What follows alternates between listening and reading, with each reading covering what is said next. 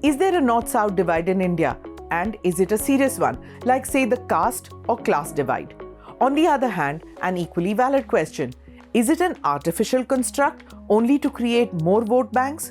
Specifically geographically constructed vote banks with 2024 general elections in focus.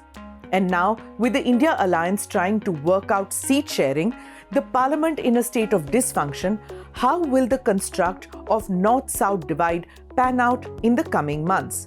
This is Quick Take, your quick guide. I'm Smita Prakash.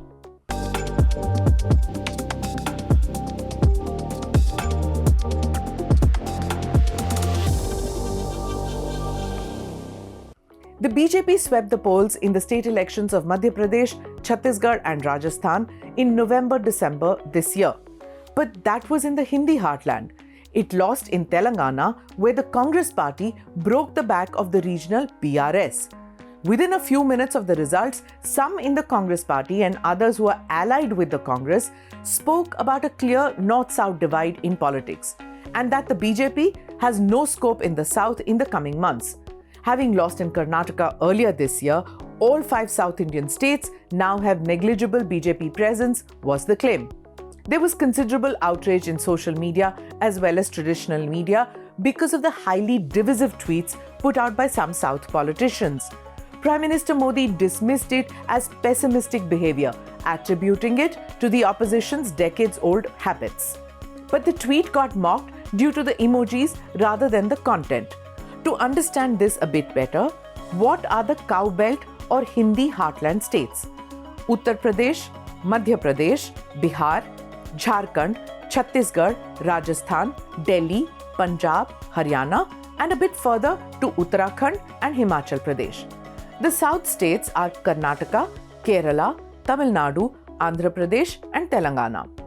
There have been fault lines in this geographic construct that go back even before independence from colonial rule.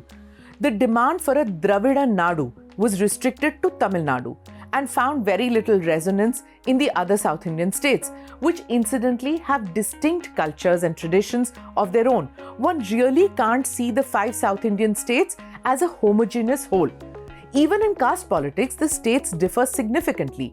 There are several grievances that people of the South have with regard to the North, and they seem to resurface every once in a while when regional parties want to consolidate their vote bank. In modern-day India, many in the South feel that they subsidize some of the lesser developed states of the North, which lay a larger claim on resources. The debate is endless and futile. The North, which is geographically larger and politically more influential, dismisses this claim. There is no constitutional division when it comes to states of the North or South. Similarly, in terms of allocation of funds, there are no divisions that make South states into any subsect, like for example the 8 states of the Northeast, which often get clubbed together when it comes to allocation of funds from the central kitty.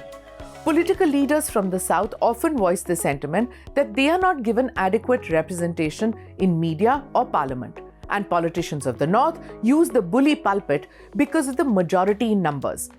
It is from here that the shifting sands of political and social divisions begin. Now comes another angle, the delimitation exercise that will redraw the boundaries of parliamentary and assembly constituencies once the census takes place. That will probably happen in 2026. When that happens, there's going to be a significant increase in the number of Lok Sabha seats. The lower house will go from 543 to 753.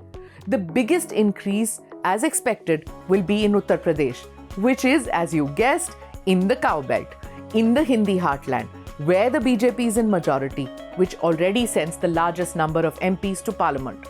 The 5 southern states will have a marginal rise, and they will not like this, but this will give them lesser representation than they currently have. Hence, we haven't heard the last of the North-South divide. Political parties are sure to make this a part of their agenda. Thanks for tuning in. Jai Hind.